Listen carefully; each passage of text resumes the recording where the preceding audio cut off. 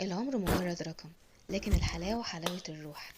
تعالوا شوفوا الست الجميلة دي هتغير شكلها خالص ازاي، وازاي روحها جميلة وحيوية.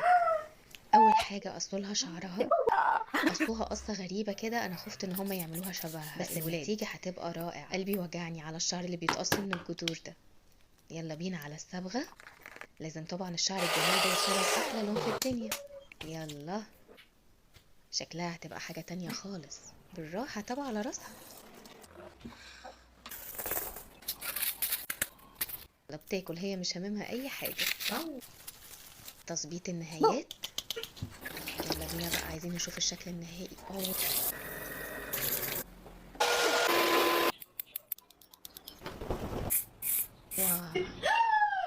ايه ده ايه ده ايه ده، ايه الجمال ده!